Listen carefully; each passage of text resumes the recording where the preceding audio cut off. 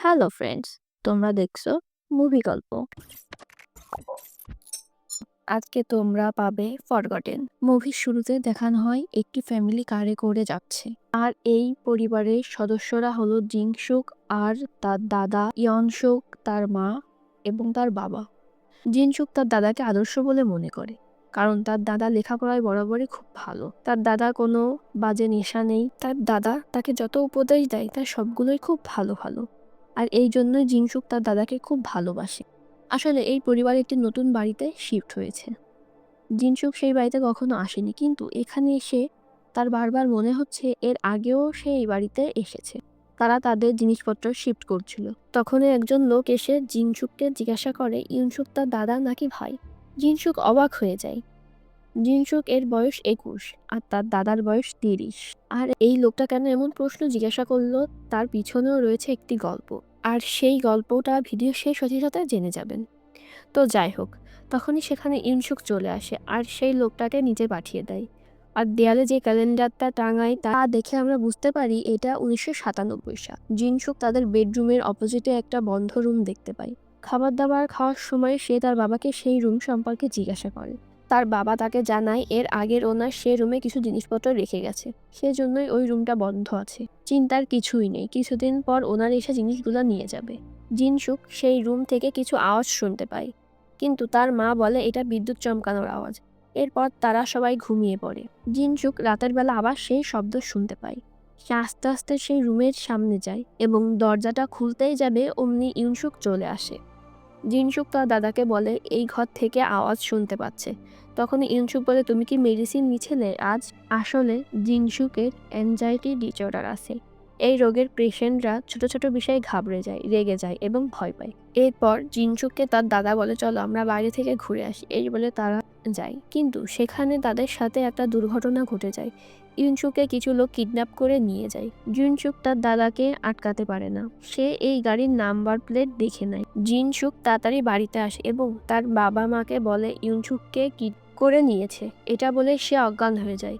Next দিন পুলিশকে জিনসুক গাড়ির নাম্বার বলে, কিন্তু এই নাম্বারের কোনো গাড়ি এক্সিস্টই করে না। এভাবে একের পর এক দিন কাটতে থাকে, কিন্তু ইউনসুকের কোনো খোঁজ তারা পায় না। 19 দিন কেটে যায়। তারপর ইউনসুক একা একা তার বাড়িতে ফিরে আসে। এটা দেখে সবাই খুব খুশি হয়ে যায়, কিন্তু ইউনসুকের এই 19 দিনের কোনো ঘটনাই মনে পড়ে না। ডক্টররা বলে হয়তো কোনো ড্রাগ দিয়ে নেশার ঘরে রাখা হয়েছিল তাকে, কিন্তু চিন্তার কোনো কারণ নেই, আস্তে আস্তে সবকিছু মনে পড়বে। সেই রাতে হঠাৎ করে ইউনসুকের ঘুম ভেঙে যায়। সে দেখতে পায় তার দাদা বিছানা থেকে উঠে বাইরে চলে যায় এবং এর কিছুক্ষণ পর সে মেন দরজা খোলার আওয়াজ পায়। কোনো কিছু না ভেবে আবার ঘুমিয়ে পড়ে। নেক্সট মর্নিং জিনসুক তার অ্যাংজাইটি ট্যাবলেটটি খেতে যাবে, কিন্তু তার হাত থেকে পড়ে যায়। আর ওষুধটি না খেয়েই সে তার ব্রেকফাস্ট করতে থাকে। সেই সময় সে তার দাদাকে জিজ্ঞাসা করে কাল রাতে কোথায় গিয়েছিল, কিন্তু ইউনসুক বলে কাল রাতে তো আমি কোথাও যাইনি। জিনসুক তাকে জোর দিয়েই বলে আমি দরজার আওয়াজও শুনেছি।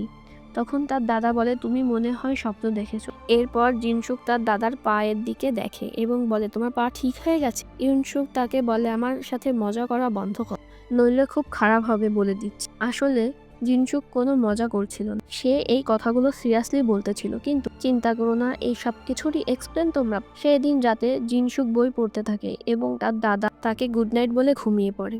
জিনসুক পড়তে পড়তে টেবিলেই ঘুমিয়ে পড়ে। হঠাৎ করে তার দাদা তার সামনে চলে আসে। সে একটা মেকানিক্যাল পেন্সিল বারবার টিপতে থাকে এবং পেন্সিলের লিপটা বাইরে আসতে থাকে। আর এটা দেখে এটাই মনে হবে ইউনসুক তার ভাইয়ের ওপর প্রচুর রাগ রয়েছে, আর সেই রাগের বশে সে তার ভাইকে মারতে যায়, কিন্তু সেই লিপটা ভেঙে যায়। আর এই সময়টাতে জিনসুক ঘুমোয়নি, সে ঘুমিয়ে থাকার ভান করছিল এবং সে সবকিছুই বুঝতে থাকে। জিনসুক সেই রাতে তার দাদার পিছন করতে থাকে। পিছু করতে করতে সে দেখতে পায় তার দাদার পা ঠিক হয়ে গেছে। সে সবার সামনে কেন নাটক করছিল তা জিনসুক বুঝতে পারেন। তার পিছু করতে করতে সে দেখতে পায় দুটা লোক তার দাদাকে বস বলে ডাকছে।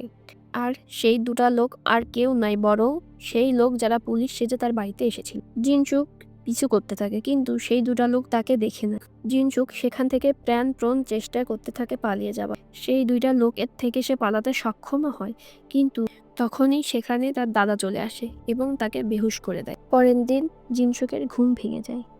ঘুম ভাঙার পর সে দেখতে পায় সে তার টেবিলের ওপর বসে আছে এবং তার দাদা বিছানাতে ঘুমাচ্ছে। জিনসুক তার দাদাকে দেখে ভয় পেয়ে যায়। ভয় পেয়ে সে নিজেকে বাথরুমে লক করে নেয়। ইউনসুক তাকে দরজা খোলার জন্য বলে, সে দরজা খোলে না। সে বাথরুম থেকে বলতে থাকে, তুমি আমার দাদা না, তুমি অন্য মানুষ, আমি কাল রাতে তোমার সবকিছু দেখে নিয়েছি। ইউনসুক তাকে বারবার বলতে থাকে, তুমি দরজা খোলো, দরজা খুললে আমার সাথে কথা বল, কিন্তু জিনসুক তার দরজা কোনোভাবেই খুলবে না। এর কিছুক্ষণ পর ইউনসুক সেখান থেকে সরে যায়। জিনসুক কোনো আওয়াজ না পেয়ে একটা লোহার পাইপ নিয়ে বাথরুম থেকে বের হয়। তখনই ইউনসুক তার হাত থেকে লোহার পাইপটা ফেলে দেয় এবং তাকে বোঝাতে থাকে সে স্বপ্ন দেখেছে, কিন্তু জিনসুক তার কোনো কথা মানতে রাজি না। তখনই ইউনসুক বলে, তুমি কাল রাতে অ্যাংজাইটির ওষুধটা খেয়েছিলে? জিনসুকের মনে পড়ে যায় সে কাল ওষুধটা খায়নি, আর সেজন্যই সে এত স্বপ্ন দেখেছে, এবং তার দাদাকে সে সরি বলে। এরপর জিনসুকের দাদা রোজ দিনের মতো তার কাজে চলে যায়। জিনসুক তার মেকানিক্যাল পেন্সিলটা নিচে পড়ে থাকতে দেখে,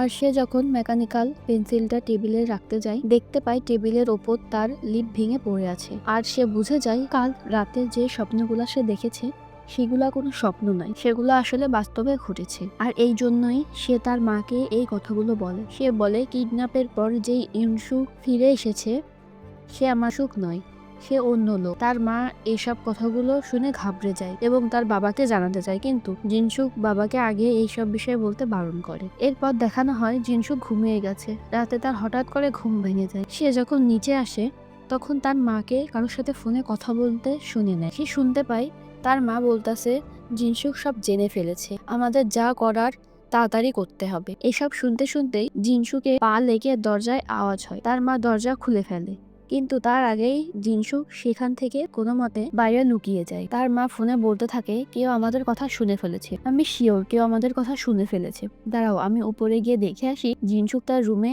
আছে কিনা। জিনসুক খুব ঘাবড়ে যায়। সে তাড়াতাড়ি করে বাইরের দেয়াল দিয়ে খুব কষ্ট করে তার রুমে আসে এবং শুয়ে পড়ে, কিন্তু বৃষ্টির জন্য তার পুরো শরীর ভিজে গেছে। তার মা যখন চাদর সরায় তখন দেখতে পায় সে ঘুমিয়ে রয়েছে। তারপর সে চলে যায়। দরজা বন্ধ করার আওয়াজ শুনতে পেয়ে জিনসুক উঠে যায়, কিন্তু ঘুম থেকে উঠে সে দেখতে পায় তার মা তার সামনে দাঁড়িয়ে আছে। তার মা তাকে বলে, তুমি ঘেমে গেছো, পুরো শরীরটাই ভিজে গেছে, তুমি ফ্রেশ হয়ে নাও। এই বলে তার মা বাইরে গিয়ে ফোনে কথা বলতে থাকে। সে বলে, জিনসুক আমার সত্যও জেনে গেছে, তুমি তাড়াতাড়ি আসো, আমরা আর বেশি দেরি করতে পারবো না। অন্যদিকে জিনসুক তার বাড়ি থেকে পালাতে থাকে, কিন্তু তার সামনে তার বাবা চলে আসে, আর জিনসুক জানতে পারে তার বাবা ও তার এগেইনস্ট। জিনসুক বুঝে যায় যে এরা তার পরিবার নয়। জিনসুক সেখান থেকে পালাতে থাকে। তার পিছনে একটা ছেলেও দৌড়াতে থাকে তাকে ধরার জন্য। দৌড়ে একটা পুলিশের গাড়ির সামনে চলে আসে এবং তাদের হাত থেকে বেঁচে যায়। সে পুলিশকে বলতে, সে এতদিন থেকে যাদেরকে নিজের বাবা মা দাদা বলে জেনে এসেছে তারা আসলে তার পরিবার নয়। পুলিশ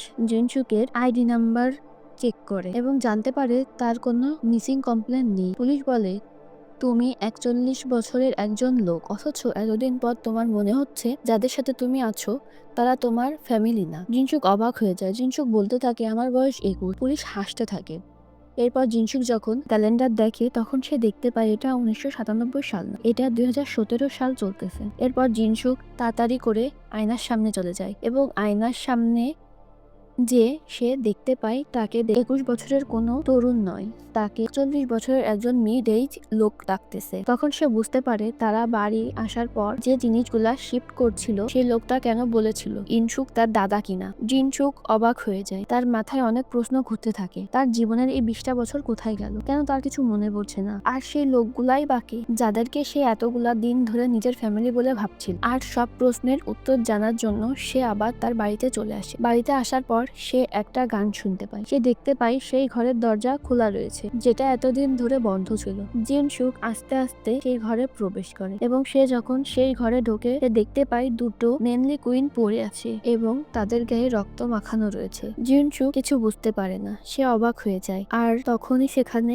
ইউনসুকে দেখতে পায়। সে ইউনসুকের কাছে সব সত্য জানতে চায়। ইউনসুক জানায় আজ থেকে 20 বছর আগে এই রুমে দুইটা খুন হয়েছিল, একটা মা ও তার মেয়ে। তাদের ফ্যামিলি পুলিশ কমপ্লেনও করেছিল, কিন্তু পুলিশ খুনিকে ধরতে পারেনি। এরপর একের পর এক বছর কাটতে থাকে, কিন্তু পুলিশ সেই খুনিকে কোনোভাবেই খুঁজে পায়নি। আর কোনো উপায় না পেয়ে সেই ফ্যামিলির লোক প্রাইভেট ডিটেকটিভকে হায়ার করে, অর্থাৎ আমাকে হায়ার করে। আমি খুঁজতে খুঁজতে তোমায় পেয়ে যাই, কিন্তু তোমার কাছ থেকে এটা জানতে পারি না যে খুনটা কি তুমি একা করেছো নাকি আরো কেউ তোমার সাথে ছিল। তোমাকে অনেক টর্চার করেছি, কিন্তু তারপরও তুমি একটা কথা বলতে থাকো তুমি খুন করোনি। তার জন্য আমি এক ডক্টরকে ডাকি যাকে তুমি বাবা বলে জানো। সে তোমাকে হিপনোটাইজ করে আর এটা জানতে পারে তোমার মাথা থেকে সেই সময় সব মেমোরি গায়েব হয়ে গেছে, যে সময়ে তুমি খুন করেছিলে। আর সেজন্যই তোমাকে হিপনোটাইজ করে তোমাকে এটা বিশ্বাস করতে বাধ্য করি যে এটা 1997 সাল আর আমরা তোমার পরিবার সাজি। আমরা সেই রাতে তোমাকে ওই ঘরে আনতে চেয়েছিলাম সবকিছু জানার জন্য, কিন্তু সেদিন রাতে পুলিশ আমাকে অ্যারেস্ট করে। 19 দিন পর আমি ছাড়া পাই। থ্যাংক গড তুমি তার অন্য মানে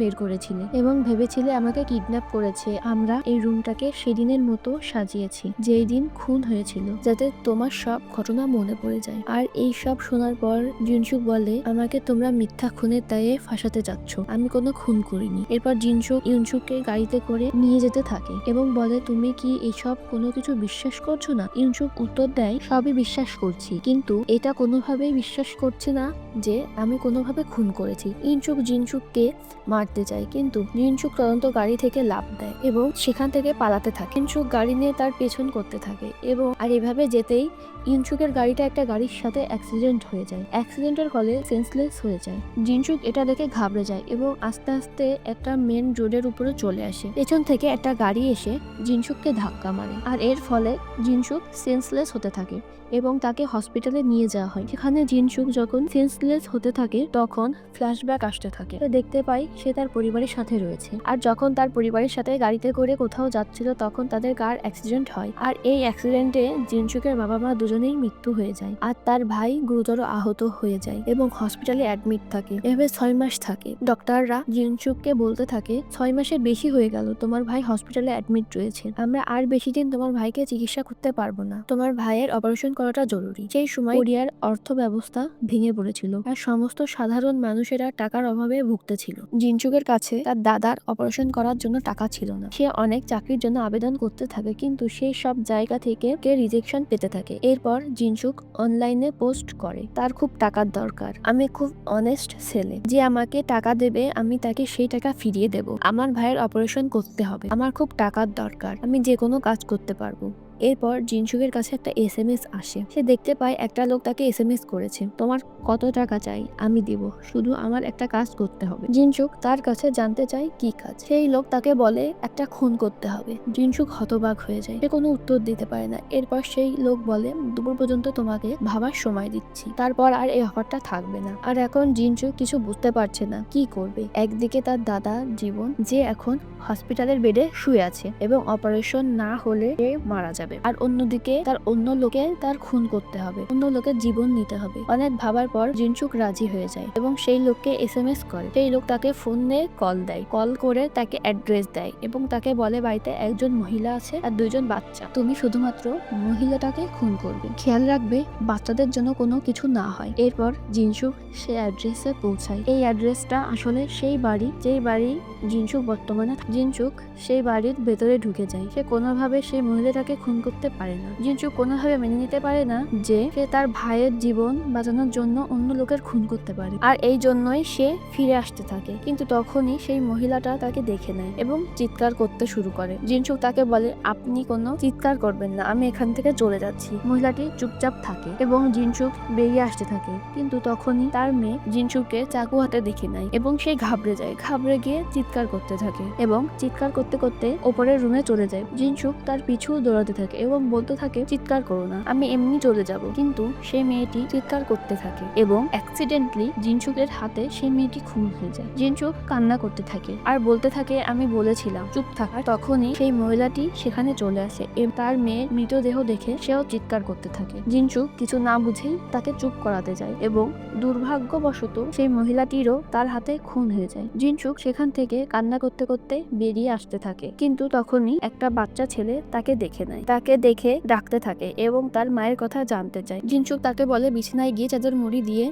1 থেকে 110 বার গুনতে, আমি তোমার মাকে এনে দিব। ছেলেটি তাই করতে থাকে এবং জিনসুক সেখান থেকে কান্না করতে করতে বেরিয়ে আসে। সেখান থেকে বেরিয়ে আসার আগে জিনসুক দেয়ালে একটি ছবি দেখতে পায়। সে দেখতে পায় এই পরিবারটা সেই ডাক্তারের পরিবার যে তার ভাইয়ের চিকিৎসা করতেছিল, আর অন্যদিকে বাচ্চা ছেলেটি তার বাবাকে অর্থাৎ ডাক্তারকে কল দিয়ে সব বলে দেয়। মেন টাইম জিনসুক সেখানে চলে আসে। ডাক্তার তার গলা টিপে ধরে এবং বলতে থাকে আমি তোমাকে বলেছিলাম যাতে যাদের কিছু না হয়, শুধুমাত্র সেই মহিলাটাকে মারতে বলেছিলাম। আমার ওয়াইফের ইন্স্যুরেন্সের টাকা দিয়ে আমি আমার ফ্যামিলিকে রাস্তায় দাঁড়ানোর হাত থেকে বাঁচাতে পারতাম, কিন্তু তুমি আমার পরিবার আমার মেয়েকে মেরে ফেলেছো।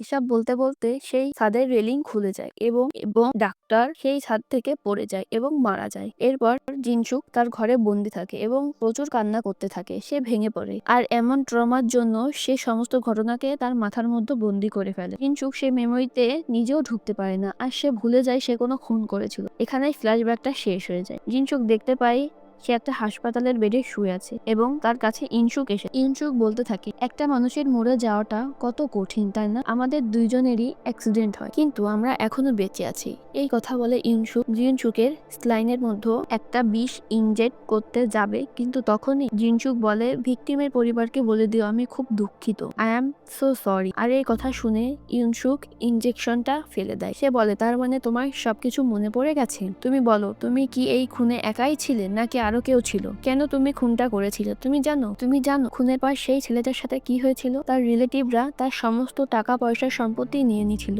আর সেই ছোট্ট ছেলেটাকে অনাথ আশ্রমে ফেলে রেখে এসেছিল। সেদিন থেকে সে ভেবেছিল যে তার পরিবারকে খুন করেছে সে তাকে খুঁজে বের করবে। সেই রাতে কেন তুমি সেই ছোট্ট বাচ্চাটাকে খুন করে ফেললে না? কেন তুমি তাকে ছেড়ে দিলে? আর এসব শুনে জিনসুক বুঝে যায় যে বাচ্চাটিকে সে মারেনি, সেই ছেলেটা আর কেউ নয়, ইনসুক নিজেই। অন্যদিকে ইনসুক কান্নায় ভেঙে পড়ে এবং কান্না করতে করতে সে জিনসুককে জিজ্ঞাসা করে, বাই এনি চান্স তার বাবা তাকে খুন করার জন্য অর্ডারটা দিয়েছিল কিনা? কারণ তার মার কাছ থেকে খুনের কিছুদিন আগেই তার বাবা অনেকগুলা ইন্স্যুরেন্স পেপারে সাইন করিয়েছিল। জিনসুক ইনসুকের মুখের দিকে তাকিয়ে বুঝে যায় এতটা বছর থেকে সে কতটা কষ্ট পাচ্ছে। তাই নতুন করে ইনসুককে এটা জানাতে চায় না যে তার বাবাই আসলে তার মা আর তার দিদির খুনের জন্য দায়ী। আর এজন্য জিনসুক বলে, না, তার বাবা তাকে কোনো অর্ডার দেয়নি, সে নিজেই এই খুন করেছে, সে একা ছিল।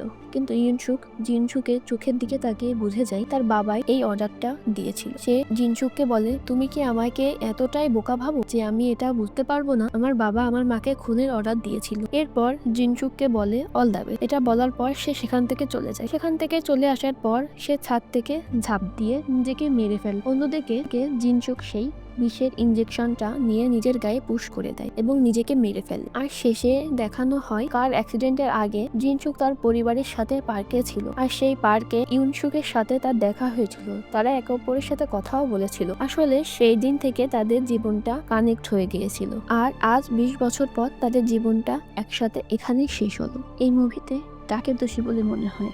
জিনসুককে, যে নিজের ভাইকে বাঁচানোর জন্য খুন করেছে, নাকি ইনসুককে যে তার পরিবারের খুনিকে সবকিছু মনে করানোর জন্য তার জীবন থেকে 20টা বছর মুছে ফেলেছে, নাকি সেই ডাক্তারকে যে তার পরিবারকে বাঁচানোর জন্য, তার ছেলে মেয়েদের বাঁচানোর জন্য তার ওয়াইফের খুন করাতে বাধ্য হয়েছিল যাতে ইন্স্যুরেন্সের টাকা দিয়ে তার পরিবারকে বাঁচাতে পারে? কমেন্ট করে বলো।